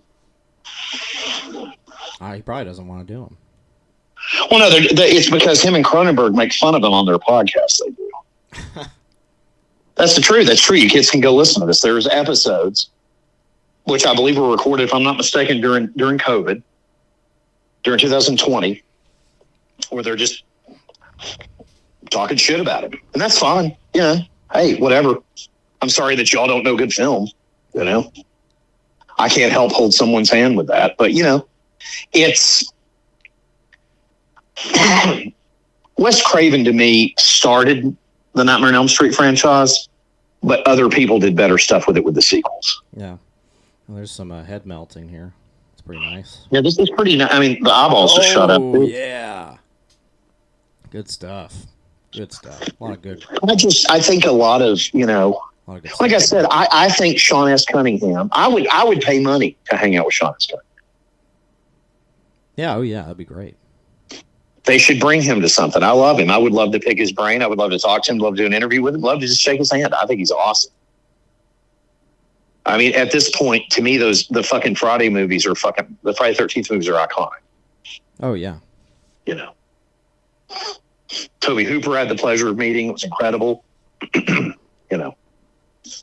As well as the cast of the original film. Huge fan. And, I don't get it. I don't understand where David Cronenberg, to me, like everyone was making a big deal recently on this. I'm a big 4K collector, film collector, and physical media collector. People, they're putting arrows, putting naked lunch. Who cares? I fucking hate that movie. I've never seen it. It's fucking stupid. It's just a hipster, weird movie. But I'm not really a Cronenberg fan. I never have been. But I'm telling you, people are into just this hipster, weird movie shit. This niche market where they're like, oh, I'm weird telling people I'm into naked lunch. It's like, you know what? I remember being a projectionist at a theater when that movie didn't make any sense when it came out. William S. Burroughs was a drug addict. I don't think William S. Burroughs was a genius. He was a drug addict. Yeah. If you're a drug addict and you think he's a genius, it's because you're on drugs. Well, yeah. I'm sorry. That's that. And again, What's funny, kids, if you're listening to this going, God, Dr. West's an asshole, he's arrogant, whatever, go watch interviews with John Carpenter. 2 apples from the same tree. I'm just telling you how I feel. Just being honest with you, just trying to educate you, just trying to give you some freedom to go into the world and say, hey, if you like a certain weird movie, like it, love it, run with it, you know. And surprisingly, in my closing, sorry for the rant, on Wes Craven, I have found the Scream movies since his death to be more intriguing with the legacy that he left with them, as opposed to some of the stuff that he gets more credit for that to me was just kind of like, eh. Yeah. So amazingly, the rant was not about Scream. Just wanted to let everybody know out there that that's not what I'm picking on. But outside of that, the only 2 other movies I think that I love by Wes Craven, and the ones that still don't label them to me as a master of horror, but they're his best movies in my opinion. Now, I'm not talking about Nightmare on Elm Street either, obviously. My favorite, Serpent in the Rainbow, period. That's what I was going to say. Serpent in the Rainbow and The Shocker. Those are my favorites. I mean, that's my favorite. But see, here's the funny thing with Shocker. I think those are... John S. Cunningham did one of my favorite fucking movies. The Horror Show. Yeah. Yeah. So it's basically the same thing. It makes you wonder which was first, which was which. Right, which they worked on Last House on the Left together and whatever, so they have a history there. So I don't know if that was a thing. It's interesting. Yeah, like I said, but it's funny, nobody ever mentions Sean S. Cunningham when they say Master of Horror. And I just want to say, if you ever hear this, sir, boom, throw the midget Sean out the S. fucking Cunningham, window. if you ever hear this, ever. Oh, damn, he got spiked. That's insane. We, here at Phantasm, we love you. We love Sean S. Cunningham. We love Friday the 13th. Absolutely. Favorite slasher, period. And horror icon. Jason Voorhees, Pamela, each one, whichever one. They're both great. Those are the slashers I put on as like a feel-good slasher. The skull shot looks like something from a cover of a Vader album or a Sodom album. Sick. I wonder if that's the actual Catacombs and Prague. Maybe that is from that Sodom record. Might be, yeah. That's definitely the Catacombs, or it's supposed to be. Maybe it's just a set, but that's real shit over there. It's pretty cool. But do you know what I mean though? Like, I don't ever hear anyone say anything about Sean S. Cunningham. Nothing. Well, it's because people are born and raised to think that, you know, Wes Craven this and Wes Craven that. It's just like a popular opinion thing that people roll with, and they don't actually... Well, but it's also ignorance, though, because they think that he did all the Nightmare on Elm Street movies. He didn't. He directed the first one. And the New Nightmare. That's it. And that's it. Yeah. And I think he did the last one, actually, too. He did Freddy's Dead. Freddy's Dead, yeah. But, you know, and that's like fine, the second one, which is an 85 movie that I did leave out, that's not directed by him. I forget who directed it. That's my favorite one. That's my favorite one, too. The best one. He didn't direct Why that is it? Bob Russler, Robert Russler. That's right. It's great. Love you. Love you. You're amazing. You're amazing in everything you're in. But, yeah, like I said, I just want to make this episode. I love Sean S. Cunningham. We're watching a fucking werewolf movie. I'm sorry, Sean S. Cunningham, you're great. I love you. Yeah, you literally crafted my childhood. You had me buying Fangoria magazine like a motherfucker at 7-Eleven when I was in fucking second grade. And I had kids going, why are you reading that? Why aren't you reading your textbook? I'm like, because I want to read about Friday the 13th Part 2. Some gore effects. And I want to read about Friday the 13th Part 3. They don't even do horror stuff like that I'm into like that anymore. There's nothing on this planet that I'm into like the stuff I was into when I was a kid. Sure. You know, and maybe I've gotten too old, or maybe I've just got too set in my ways, but you know what? I'm very happy with that. And by the way, like I said, I'm just going to say it again. I love Sean S. Cunningham. I love it. I mean... Well, people can knock you for what you already like that you still do, but the reality is that times and things change, but the things you already love don't. I mean, you have them, you know. You can always go back and watch them and appreciate them because you already I'll did. tell you what, kids, for low-budget stuff, and I realize there's probably a lot of people maybe that listen and go, well, you love John Carpenter so much, you like Friday the 13th? I love it. And not only do I love it more than I do Halloween. Not the original film, but just the as a franchise. Give me Friday the 13th. Sure. Do I love the first Halloween and the third? Yes. The other movies, Yeah, eh. But 1 and 3 of Halloween, yeah, I love them. Tom Atkins rules. Thank you, Corey. Hell yeah. There's some more Carpenter. werewolf orgy scenes. Love it, but for me, this kind of feels like Conan the Barbarian, these orgy things. It does. 1 hour, 7 minutes, and like 11 seconds. You start the There's the bell again, too. some titty orgies. But like I said, I don't know, man. It's funny, like, when I try to watch stuff, I read these reviews about these things that people like. Like, I've got an ad right now. Okay, I'm actually not synced up. So no, yeah, I am. It's an ad now. So what I was going to tell you, We've been pretty good about that. this is very important that people hear. This is very, very important stuff. I was talking to someone recently about Silent Night, Deadly Night. Those movies just get worse.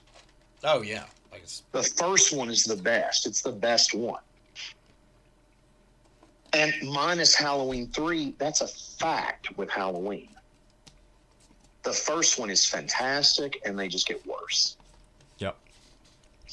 Halloween 3 is completely excluded from this. I don't even consider it part of that franchise. I'm back on it was it. named that. It was named that. I'm not. Okay, it's paused. I'm on like a 30-minute ad. We'll have to resync up, but Yeah. like I said, Halloween 3 got a bad rap for years, and I'm glad that it's received kind of a status now where people dig it. I'm glad people enjoy it. It's a great movie. You just have to remember it's just a film. It's not supposed to be, Michael running around whacking people, but it's not what it is. Yeah. But, and I don't want anybody fucking with that. If somebody ever tried to remake that movie, I would throw up. Yeah. Unless it was me. If I remade it, then that's totally okay. But I never would because I love that movie and I don't want it touched. Right. It's time. Anyway, but still ads. I've got like 100 ads. Damn. They're hitting me with the ad fucking wheel right It now. sucks because we're synced up on the ads, and then it fucks one of us because one of us gets more ads than the other. But we are synced up to where they start, but then it fucks up. We have to resync it. It's though. almost like it. But you know what I mean? Like, Yeah, I mean, look, to me, pound for pound, I would rather watch the first 8 Friday the 13th movies minus part 6 And of course, this is an opinion thing, but if you line up, and the Halloween stuff. I just don't want to watch them. well, I'll line up all of them. Here. I'm back, Yeah. but let's try to get this synced Okay, up. 1 hour, 7 minutes, 40 seconds. That's where I'm at. Hit play now. Okay, good. We'll line up Texas Chainsaw Massacre franchise. You line up the Halloween franchise. So here's the thing with that. Let me do Texas real quick. The first movie is my favorite horror movie that's ever been made. It's one of the best ever made. I love part 2 because of Dennis Hopper. Yeah. It's fucking hilarious. And I love the cook in part 2. He's fucking amazing. Yeah, part 2's awesome. Okay. And then that's about it. Part 3, I will defend to the day I die. It's got Ken Foray in I it. love old Ken. I love him. It's fucking, that movie's fun. Leatherface has the speaking spell. Yeah, I would love there's to a meet lot of fun Leatherface. I know you have. I would very jealous. I would love to meet him. Is it Marlinoff or Marilinoff? Whatever. I love it. R.A. Malinoff, yeah. Love it. Fun guy. The director was really Would cool, love to too. meet him. Love it. I met the director. Very nice. Would love to meet him too. Yeah, it was a lot of fun. I'm going to throw everybody through a loop here. I love The Next Generation. I'll defend it till the day I die. Have I ever badmouthed that movie on this podcast? Nope. I think it's a 'Cause I love misunderstood movie, a lot like Halloween 3. Do I think it's I anything like fucking 3? love it. But it's a movie I think people remember being shitty, but if you went back and watch it, you'd probably appreciate it. Well, the director's cut that Scream put out in that double feature Blu-ray is the tits. Yeah. Speaking of tits, there's Sybil Dannings. Because you know what it's called? Return of the Texas Chainsaw Massacre, Yeah, and that's pretty cool. which is a way better title than Texas Chainsaw Massacre: The Next Generation. Hey, I love the Star Trek spoof there, kids, because I'm a Trekkie, but I don't want to pay for money for this, Sony, Right. And I was working at a theater. I showed it as a projectionist. I still have a one sheet from that movie. Nice. And I'll tell you something really sad. If I'm not mistaken, he was the first Leatherface to die. Yeah, I think so. Which actually, that's one of my favorite Leatherface is like the costume is not. I love it. Oh, it's bitchin'. Yeah, it's really cool. So That you one, like it? I never knew you liked it till just now. I do. Yeah, I've Yeah, I never had think a it's problem great. with that movie, and I know it's bad. I like but it. I'm always like, Now listen, but here's the thing. After everything we just talked about, that's the end of it. Yeah. Nothing else. But the only Everything thing with else they've done, I those can't deal with is it. I like those movies, but The Chainsaw 3D thing was the last thing they did that I could stomach. yeah, I tried watching the thing on Netflix. I'm sorry, kids. I couldn't get into it. Horrible. I couldn't get into it. The Leatherface looks fucking stupid. He looks like they're trying to make him like he's some kind of fucking snuff killer or something. yeah, Leatherface isn't supposed to be a snuff killer. He's supposed to just be Leatherface. right. But with those films, that being said, without after the first two, I can do without 3 and 4. I do like them, but if you take them out of an equation, I'm not going to be too upset about it. And With the Texas? yes. See, I can't take that journey with you. But I'm just saying, this is all just in comparison to Friday's consistency. So, and the same thing with Nightmare on Elm Street. You give me the first 3, and that's it.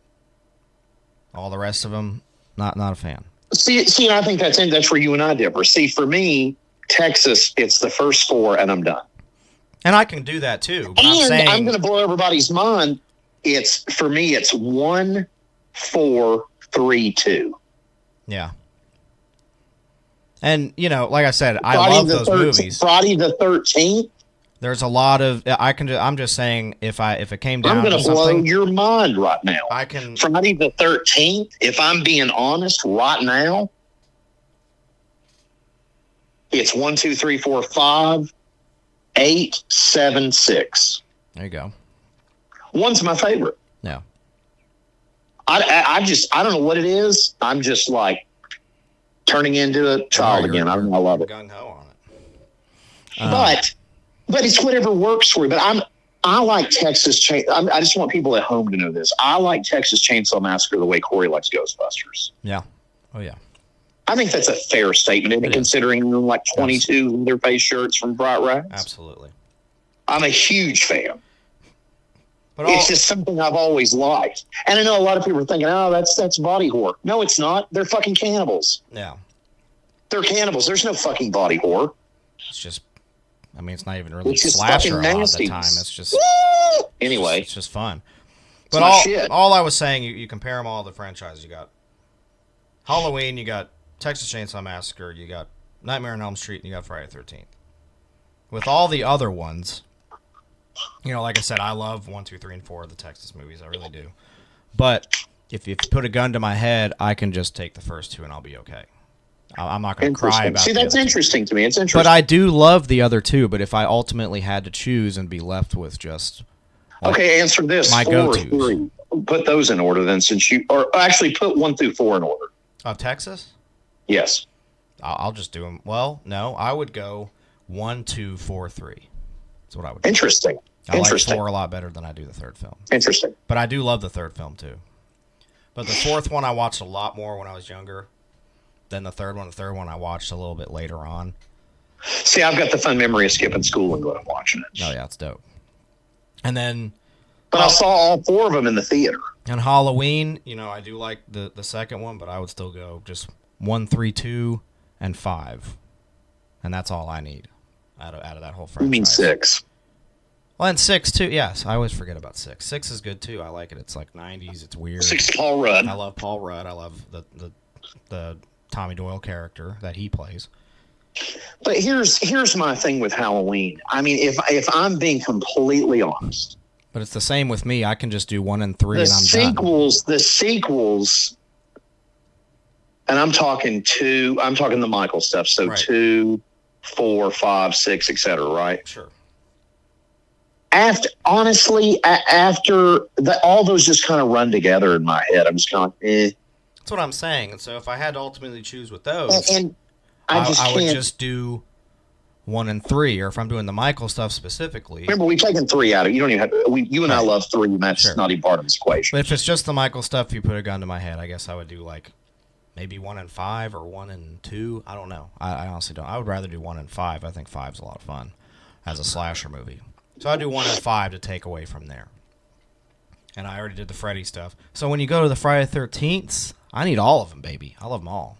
I'm not counting Jason X or Jason Goes to Hell or whatever, but I would even choose Jason Goes to Hell over some of those other sequel movies. Not the ones I mentioned I would keep, but if you put it in the sequel realm of like Halloween or Nightmare on Elm Street and some of those sequels and stuff, give me Jason Goes to Hell all day.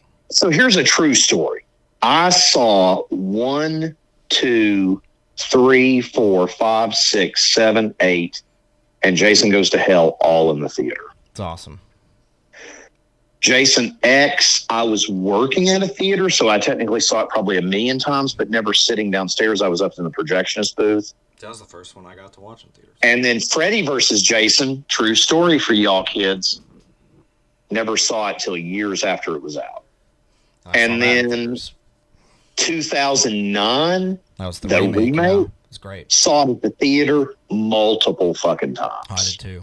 And that's another thing too. If you go with you run them through with the remake stuff, like that movie's great compared to those other ones. You know, the Nightmare on Elm Street one's terrible. The Halloween ones are okay. The second one's pretty good as far as just Michael Myers killing people, but it's not, you know.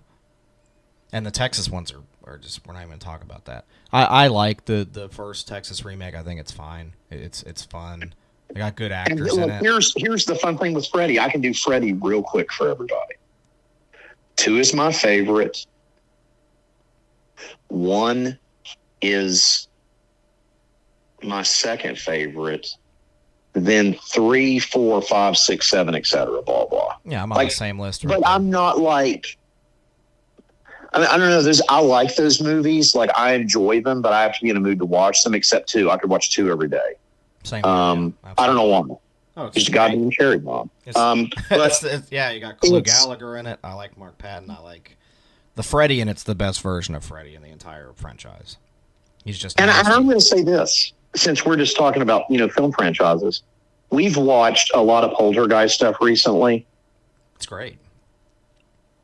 Nothing touches the first one though. Like I watched the first one recently in 4K, just not on here. It looks fucking bitchin'. Dude, it's really good. It's very effective. That movie's it's fucking awesome. Yeah. But when you go into a lot of sequel remake stuff from a few years back now, I actually thought was okay. See, I haven't watched that one yet. I think it's okay.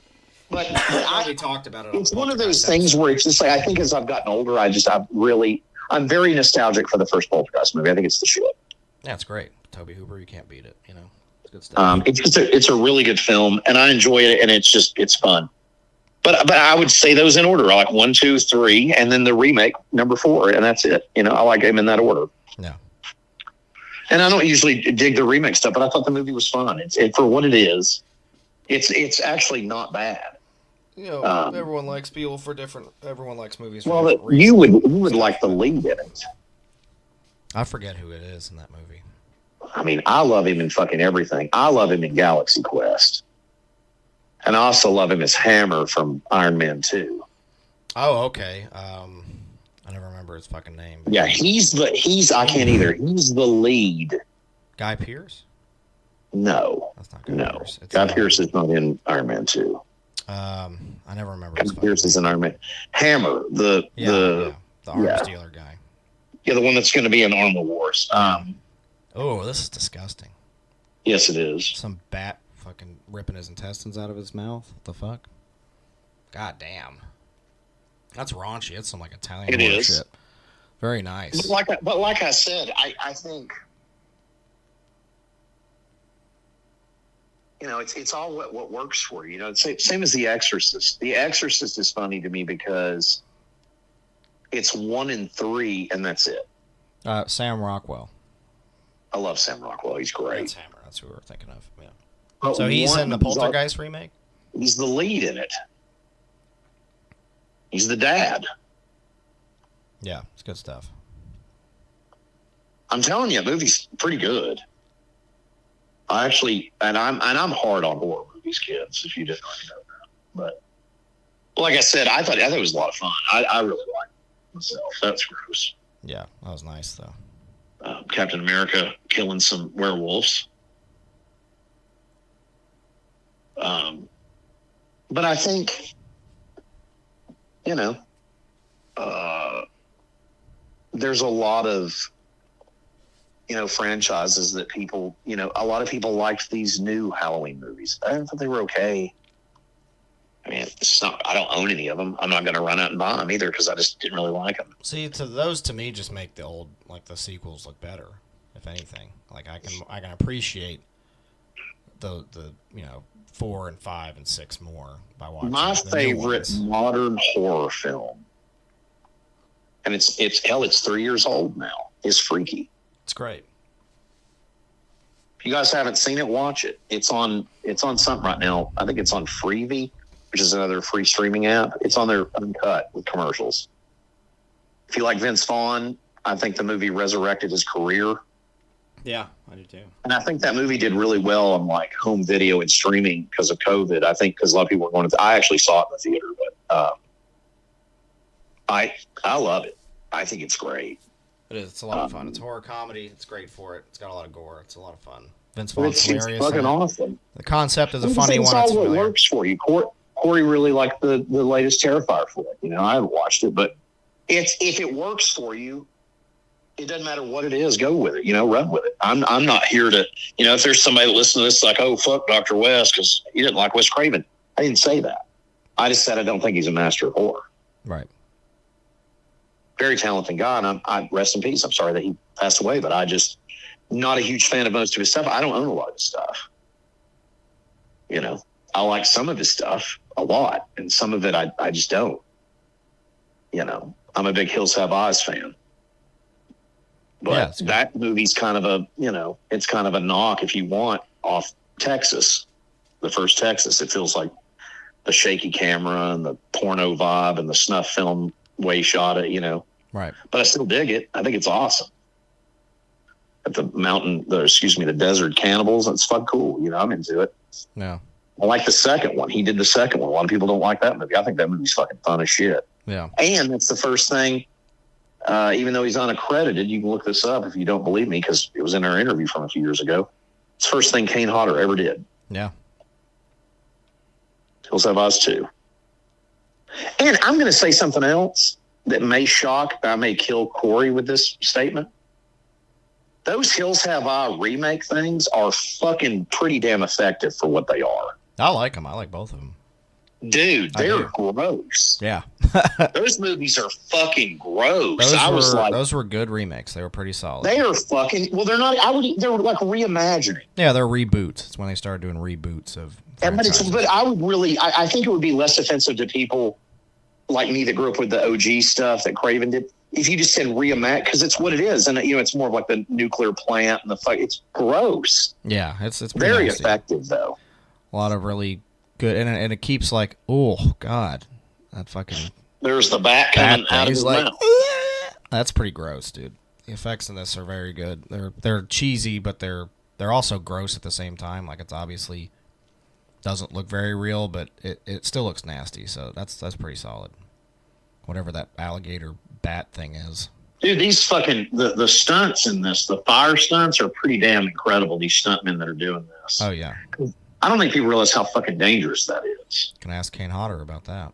Speaking of very dangerous. I love Kane Hodder, but what I was going to say, if it works for you and you get something from it, you don't have to listen to me. You don't have to listen to Corey. Just dig it and run with it.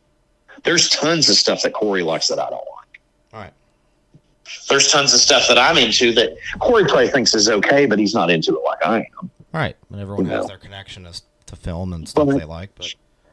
And there's a lot of there's a lot of stuff that's gotten popular as I've gotten older that I'm surprised by that still has a really big following.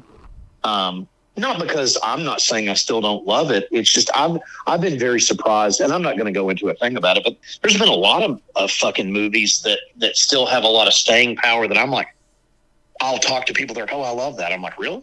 Oh, that's cool. I didn't think you would like that. Right.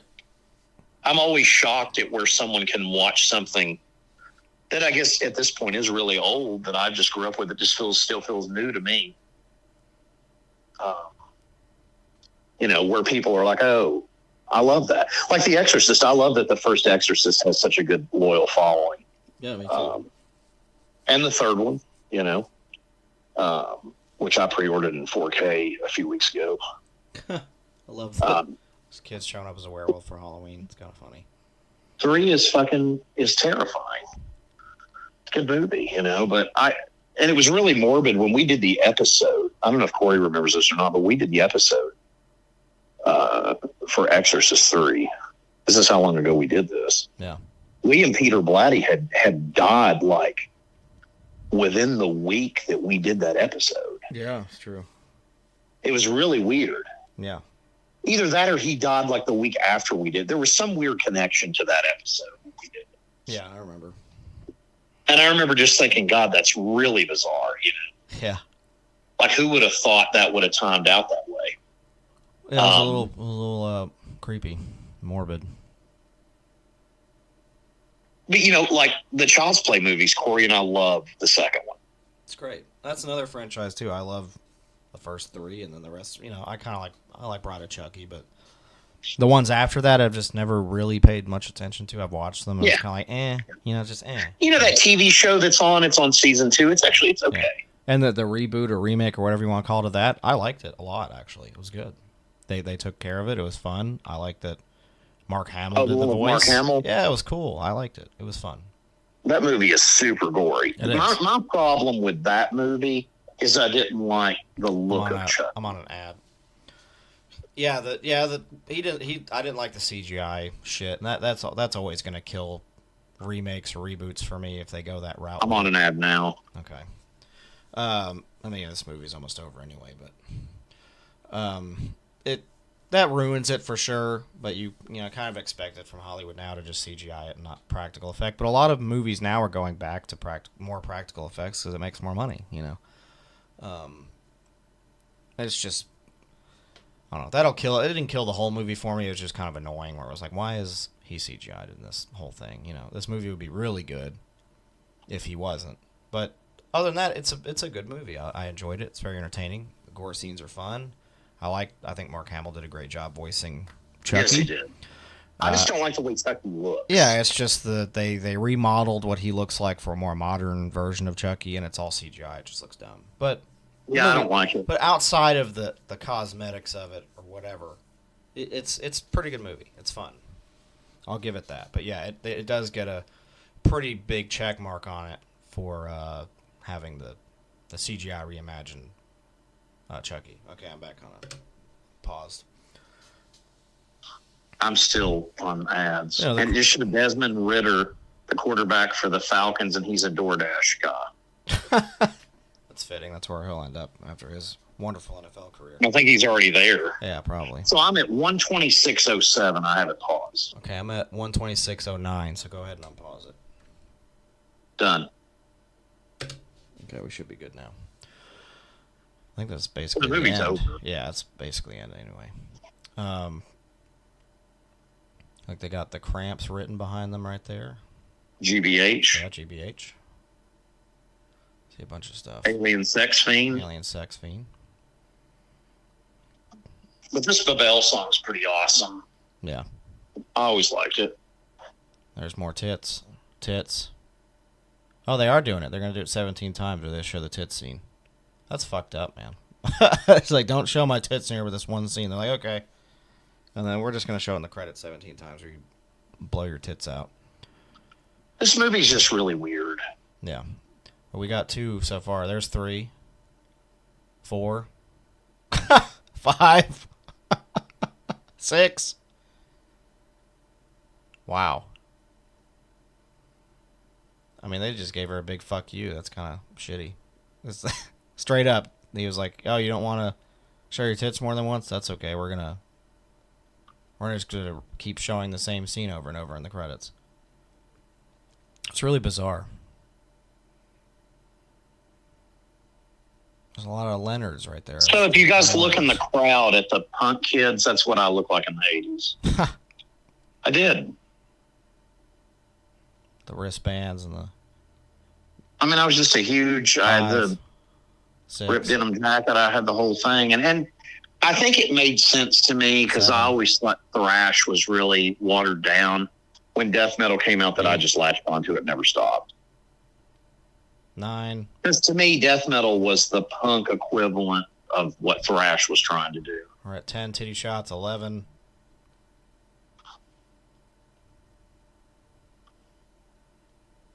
We're at 11. There's supposed to be 17 of them. Let's see. This is just funny, but it's also kind of sad. It's kind of sad. Never counted it before. Like I said, they said there was 17, so we're at 12, I believe. So, unless I fuck something up. We're going to count down the tits here. Counting down the tits. Sybil Danning's tits. I love this song.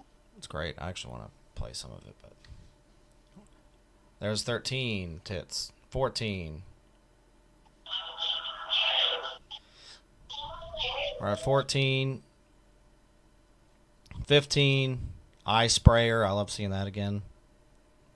The old, love the eyeball violence. It's good shit. We need two more. We need 2 more tit blasts here from Sybil Danning. 2 more tit blast, blast. Play some of this music here. It's probably gonna be loud as fuck. Hang on. Song's over. Yep, sure is. I only got 15. I must have miscounted. I got 15 tit shots. I didn't get 17. Oh well. You can watch Howling Part 20 next. Yep, this one's Howling 5, The Rebirth is next. So that's one thing about Tubi I also don't like. You pretty much have to pause the movie and back out because otherwise it'll automatically start whatever they feel like starting next, which is, for this, is all the I think they just sequels assume on here. most people are blacked out. Yeah, they're like, you can just Like run through my all the Howling. Peacock app will literally be like, "Are you still there?" Yeah. And So I'm we like, got "Can you just play the damn show?" Howling 3, Howling 4, The Original Nightmare. Howling, I guess this is Howling 5, is The Howling New Moon Rising. And then Howling 6, I don't even know what that says, but Howling 6. No thanks. Howling 6 Cruciclip. The Freaks is what it's called. Or The Cruciclip. No, it's That's the called new- Cruciclip. That's the new working title. Cruciclip. But yeah, final thoughts on The Howling 2. I've loved it since I was a kid. If you guys are into something that's campy with some cool gore, low budget effects, fun feel, great music, bad acting except for Chris Lee, Sybil Danning's tits, enjoy. I love it. But I'm not trying to defend it or say it's a work of art. I think it's great myself. But Very fun There's film. I do like it. asshole parking his fucking car, shining in my fucking. Oh, wonderful. Doing the pew. Yeah, I really like the movie. It's fun. It's a fun hour. It's only an hour and a half, folks. It's a fun hour and a half watch. It's really quick. It's not very boring. There's a lot of consistent werewolf death and gore and tits and orgies and Christopher Lee, Sir Christopher Lee. I mean, what more could you want out of a film? It's got everything you need for an hour and a half watch. The violence is very quick. It happens within the first 3 minutes of the movie. There's already a lot of gore and stabbing and werewolf eating and tits. I mean, it's fun. It's a good watch. So yeah, it's good. So I recommend it, especially if you all have Tubi. Tubi is free, so you can always have Tubi if you have a PC or a smartphone or whatever. I think it's on PlayStation and Xbox potential, maybe, I don't know. So if it's on there, download it. It's free. You don't even have to put in an email address. You can just start watching stuff. So I would recommend it if you're cool with ads, whatever. Pop in The Howling 2. It's a lot of fun. It's a good movie. Pop it out like Sybil Danning's tits. I counted 15 times, but I guess it might be 17. I missed two tit I pops. didn't actually see the film till '86. Is that what we figured out? Yes, it came out in the United States in '86, but it was released in '85. It was released in the summer of '85 overseas, Okay. or at least in France, is what it said. In '86, it came out. It looked like December of '86, or I don't know. There's a lot of inconsistencies with the actual time because Wikipedia says one thing and then IMDb says another, so I'm not really sure which one's which. But we went with the 85 or the 86. In fact, when it was in Europe, it's where a lot of our listeners are. Thank you so much. Yeah, we thank you. We thank you for your movies too and all the other shit you do. We appreciate that. Yeah, I like the movie. I'd recommend it. It's fun for an hour and a half. It is. It's fun. Fun hour and a half run through. But yeah, we thank you all for listening, supporting us. Make sure you follow us on all our socials, Instagram, Twitter, Facebook. Throw the likes up there, especially YouTube. Give us a like, subscribe on there. We appreciate it. Turn comments off. We don't apologize for that, but you can still like and subscribe to it. To hear these episodes, if that's your medium for listening to podcasts, we're fucking on it. So go check it out. And lots of stuff over on the Godless Heathens thing. You can go check that out too. Yep, that is also on Facebook. Sometimes if you're in interviews, there's just some stuff that we can't put. We could. We just don't put. It doesn't fit. It's our sister podcast where you have other guests Something that aren't that really related to. For fun. Not really related to death metal and horror stuff, so we put it on there, and it's just other stuff. It's the doctor's curative love over there. So check it out. Facebook. It's also on Spotify, YouTube. Be sure to check it out on there. The Godless Heathens. Something different. For more and more content, we're just gonna. Someone's listening to it. Some of that shit's a lot of stuff. I don't know who's listening to it. You like hair metal, you like punk, you like power metal, all kinds of other random shit.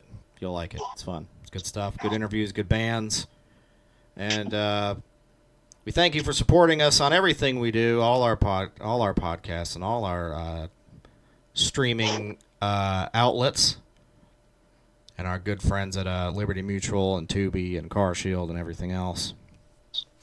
So we thank you very much for watching. Be on the lookout for some more video stuff. I'm going to start doing stupid shit on YouTube here soon, and be on the lookout on our YouTube page specifically for that and for interviews from Dr. Vincent West.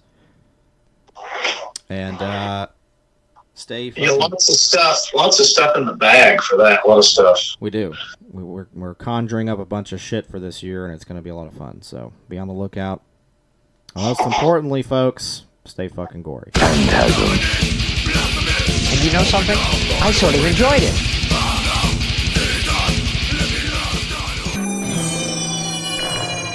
Phantasm.